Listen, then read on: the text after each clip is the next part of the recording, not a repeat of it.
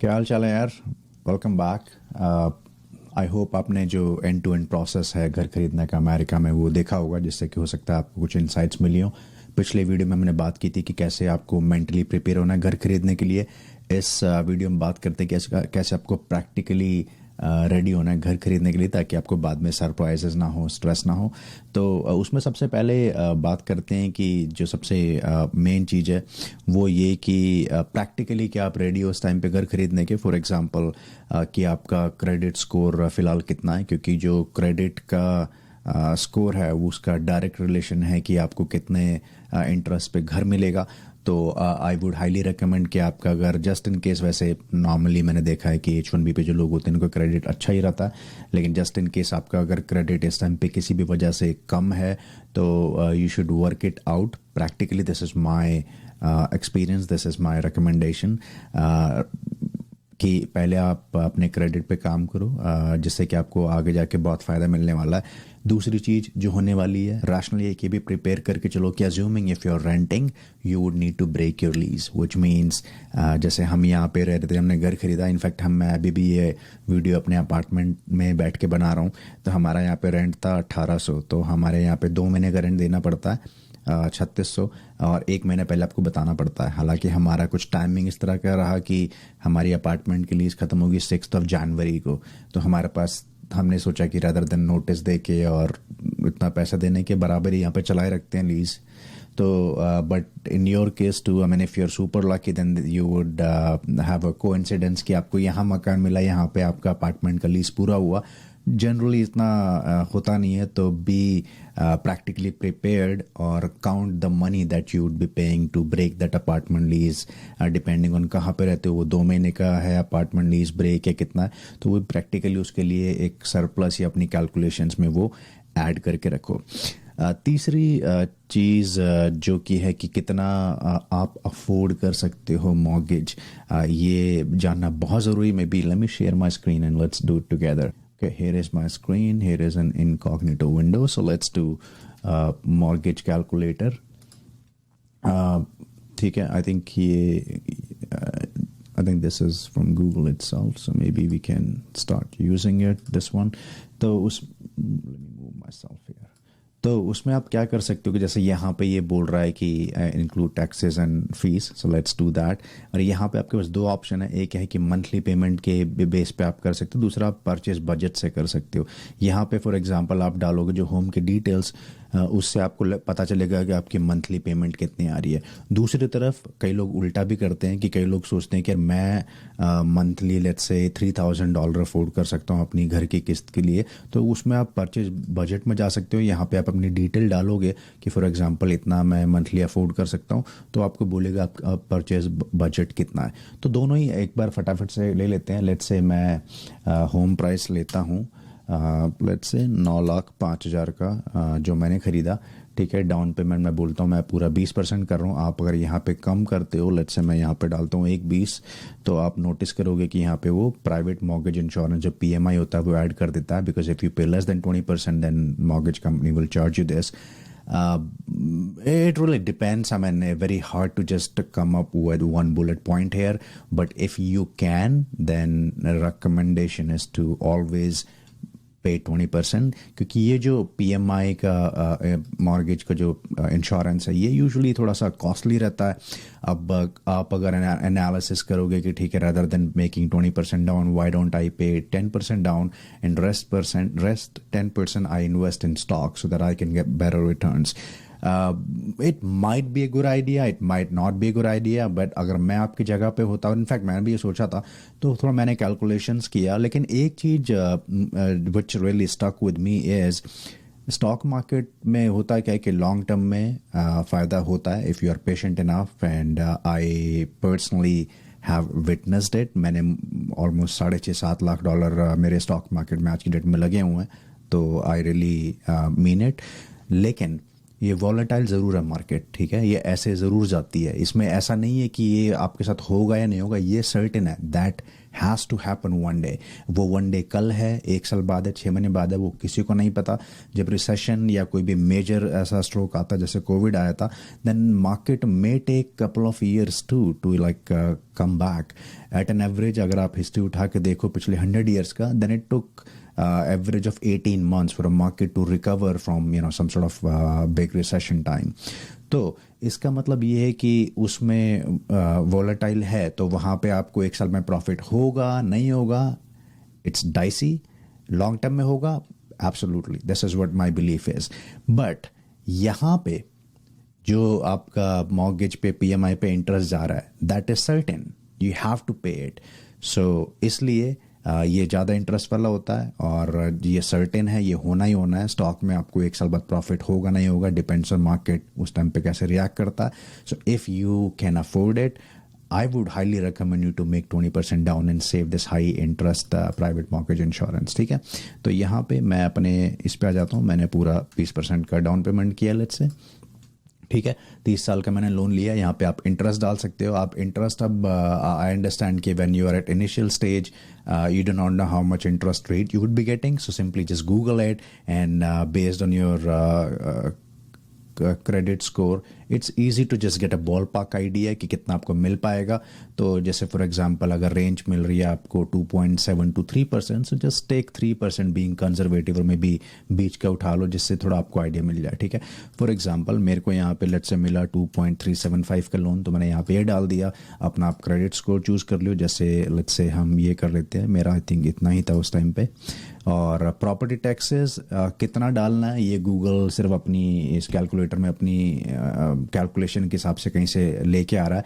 But what I would recommend is जहाँ पे भी आपका फर्स्ट प्रेफरेंस है, जैसे कि हमारा for example Monroe township first preference था, तो वहाँ की जो टाउनशिप है वहाँ का टैक्स आपको इजीली गूगल करके मिल जाएगा।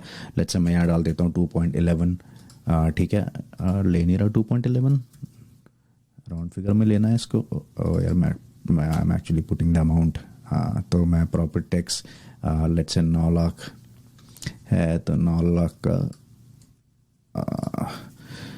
गुना में 2.11 और परसेंट का साइन लगा देते हैं, तो ये हो गया 19,000। हाँ, मेरा टैक्स एक्चुअली कम है, मेरा लगभग 15-16 हज़ार टैक्स जाता है साल का, तो मैं यहाँ पे 16,000 डाल देता हूँ। But this is the information you can easily get on public tax records या टाउनशिप जहाँ पे आप मकान देख रहे हो, तो you can enter that amount. Home insurance it's very easy to get quote online, but मेरी अंडरस्टैंडिंग के हिसाब से आप मोटा मोटा ये लगा लो आपकी, जैसे मेरा 9,05,000 का घर और मेरा इंश्योरेंस आता है पूरे साल का 1,500, ठीक है। तो अगर आपका 5 लाख का घर है तो मे बी उसमें आप 1,000 लगा लो या 1,200, जितना भी आपको, और ये it's very easy to get quote online for this too, ठीक है। बट एट एन एवरेज महीने का 5-6 लाख के घर पे $100 महीने का जाएगा आपका होम इंश्योरेंस, ठीक है। उसके बाद पीएमआई हमारा है नहीं क्योंकि मैंने 20% डाउन कर दिया। एचओए होम ओनर एसोसिएशन जो का जो अमाउंट है वो आता है कि लेट्स से आपकी कम्युनिटी जहाँ पे आप घर खरीद रहे हो वहाँ पे सब जितने भी जैसे 20 घर हैं, तो उन्होंने सोचा कि क्यों ना हम हर महीने $100 एक फंड में डालना शुरू करें, सारे 20 घर, जिससे हर महीने $2,000 सेव होगा। उस $2,000 से जो हमारे हर महीने आ रहे हैं उसको हम अपनी कम्युनिटी के इम्प्रूवमेंट में लगाएंगे। फिर चाहे वो बाहर से पेड़ काटना हो गया, स्नो हटाना हो गया, they won't do anything inside your house, but it's like जो पूरी कम्युनिटी को जो भी कुछ हेल्प करे ऐसा वो उससे करेंगे, ठीक है जी।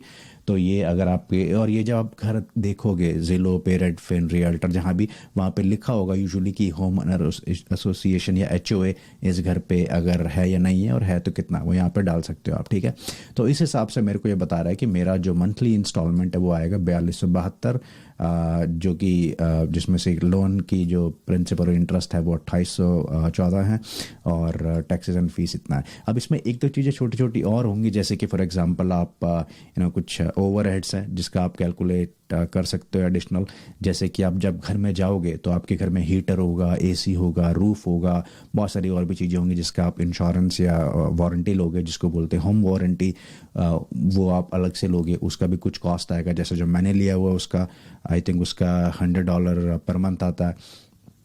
फिर कुछ ओवरहेड्स आपके होंगे जो आप आई थिंक अपार्टमेंट भी ऑलरेडी कर रहे हो, तो I don't think you need to count them separately, but if you want sure it will give you more accurate result कि आपको कितना मंथली देना पड़ेगा। जैसे कि आपका इंटरनेट का कॉस्ट आ गया, आपका बिजली का बिल आ गया, और आपका ट्रैश का, सीवर का, इन सब का बिल आ गया, वाटर बिल आ गया, ठीक है। इस तरह के जो आप यूजुअली अपार्टमेंट में करते हो वो आप यहाँ पे डाल सकते हो इसमें, तो इससे आपको एक मंथली पेमेंट का आइडिया मिल जाएगा प्रैक्टिकली, ठीक है। और ये यूजुअली काफ़ी एक्यूरेट रहता है क्योंकि सब नंबर तो आपने डाल के, मैथमेटिक्स ही, इसमें कुछ डिफरेंट तो है नहीं, ठीक है। और उसके बाद दूसरा, आपको अगर यहाँ पे परचेज बजट में जाके करना है तो यहाँ पे परचेज बजट में भी आप अपनी फिगर अगर डाल दोगे तो वो दिखा देगा कि फॉर एग्जांपल अगर मैं बोलूँ कि लेट्स से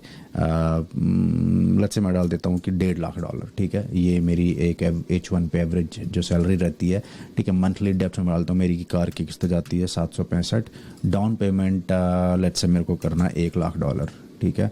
और 30 साल का फिक्स कर लेना है, और मैं मान लेता हूँ 3% मेरे को इंटरेस्ट देना पड़ेगा। न्यू जर्सी में रहता हूँ मैं, और मेरा क्रेडिट स्कोर ये है। तो ये इसमें बोलते हैं एडिड टैक्सेस एंड फीस, ठीक है। यहाँ पे हम डाल देते हैं कि let's say property tax, I think this looks fine.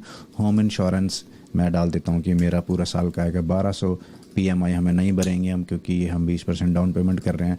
Home owner association let's मान लेते हैं $50 महीने का, ठीक है। तो ये इस फिगर के हिसाब से मेरे को बता रहा है कि मैं इतने तक का घर अफोर्ड कर सकता हूँ। और वो कैसे बता रहा है कि जब मैं इस पे हूवर करता हूँ तो ये बोल रहा है कि 36% ये this is based on debt to income ratio of 36%, where what Google is doing or what this calculator is doing, your total debt includes your monthly mortgage payment and other monthly debt payments such as student loans and credit cards. In total, these payments should not exceed 36% of your household's pre-tax yearly income. Now, point to note here is pre-tax. तो आपकी अगर 1.5 lakh salary है तो gross salary है, that's fine. तो आपकी जो साल की जो डेट है आपके, इंक्लूडिंग आपका मॉर्गेज हो गया, आपकी कार की किस्त हो गई, आपका क्रेडिट कार्ड का भी एक्सपेंस है, या जिस तरह के आपके भी एक्सपेंसेस हैं, that shouldn't be more than $50,000 a year। या नहीं, 50 तो नहीं होगा, 36 के हिसाब से ऑलमोस्ट, मतलब आप डिवाइड कर लेना 3600 उसको, उससे ज़्यादा नहीं होना चाहिए। This is based on some of the financial experts recommendation. ऐसा नहीं है कि बैंक आपको इससे ज़्यादा लोन नहीं देगा। Some people go very conservative, they say कि 28% या 28% आपका इनकम टू एक्सपेंस रेशो होना चाहिए। आजकल की मार्केट में थोड़ा सा ज़्यादा एक्सपेंसिव घर हैं, तो कई लोग 35, 36 या 40 तक भी जाते हैं। तो it's really up to you कि आपको कितना कंजर्वेटिव रहना है। लेकिन एक चीज़ मैं आपको जो हाईली रिकमेंड करूँगा, जो मैंने भी किया हुआ है, वो ये कि जिससे जो कि मेरा अगला पॉइंट है, और वो ये है कि एक एमरजेंसी फंड बना के रखना। That is, I can't say कि ये कितना इम्पॉर्टेंट है, and please please please do not miss it at any cost. I think this should be the first step before even you plan to buy the house, or when you're getting ready for the house, is to have an emergency fund, because future में बहुत सारी uncertainties हो सकती हैं। हमें नहीं पता कि आगे क्या होने वाला है, क्या नहीं होने वाला। रिसेशन आएगा, नौकरी चलती रहेगी।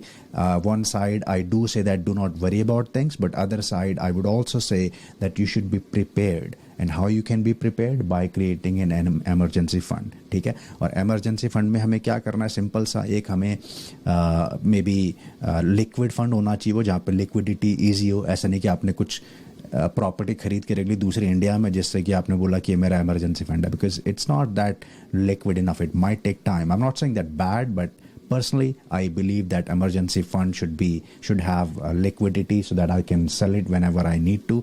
और वो इस तरह की जगह पे पैसा नहीं होना चाहिए जहाँ पे वोलेटिलिटी है, जैसे कि मार्केट स्टॉक में डाला हुआ आपने पैसा। तो मैं अपना जो पर्सनल फंड्स हैं, जो इमरजेंसी फंड्स हैं, वो नॉर्मली जैसे फिक्स डिपॉजिट होता है यहाँ पे, सर्टिफिकेट ऑफ डिपॉजिट अमेरिका में, उसमें अपने सेविंग्स अकाउंट में इन चीज़ों में यहाँ पे डाल के रखता हूँ कि जब भी मेरे को चाहिए मैं इजीली निकाल सकूँ, और वो पैसा मेरा सेफ रहे, सिक्योर रहे। बेशक मेरे को उस पर इंटरेस्ट कम मिले, that's fine, because that is my emergency fund. Now, how much should be your emergency fund? That really depends on few factors, but ideally you should have like somewhere 6 से 12 महीने का emergency fund होना चाहिए, जिसके अंदर आपके living expense आने चाहिए, including your mortgage payment। तो जस्ट फॉर एग्जांपल हमारे इसके अंदर अगर लेट्स से 4200 की हमारी मकान की किस्त आ रही है, प्लस में लेट्स से 800 हमारा अगर गाड़ी का किस्त है, तो 5000 ये हो गए। बाकी अगर लेट्स से हमारे एक्सपेंसेस 4000 और हैं, तो अगर 9000 के हमारे एक्सपेंसेस हैं तो 6 × 54 54,000 से लेके और 108,000 के बीच में हमारा इमरजेंसी फंड होना चाहिए, ताकि कल को अगर कहीं भी कुछ भी ऊपर नीचे होता है अनफॉर्चुनेटली, तो वी शुड बी प्रिपेयर्ड, हमें पैनिक करने की ज़रूरत नहीं है उस टाइम पे। तो ये emergency fund I would highly recommend you to make it, जिससे कि आप अगर इमरजेंसी फ़ंड बनाओगे तो उसमें आप एक चीज़ और भी कर सकते हो कि जहाँ पे हम ये देख रहे थे कि जो ये 36% या 28% जो कंजर्वेटिवली कहा जाता है, you can even go to 40% then, because you have the emergency fund, you have taken that precaution. और H1 पे हैं, सब कुछ ठीक चल रहा है, मेहनत करके आप पैसे कमा रहे हो, तो डोंट थिंक कि कुछ गलत जाने वाला है। और जस्ट इन केस ऐसा कुछ होता है, then as a wise man you are already ready with your emergency fund. ठीक है, तो एक ये हो गया हमारा, और एक मैं अपना ये फ़ोन लॉक हो गया, खोल के देख लेता हूँ। और हमारा क्या रह गया था, how much money I can afford हो गया, मंथली एक्सपेंसेस हो गया, डाउन पेमेंट।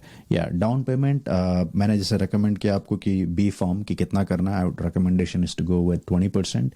और रेडी टू ब्रेक लीज हो गया, वहाँ आपको पैसा खर्च करना पड़ेगा, so do count that to.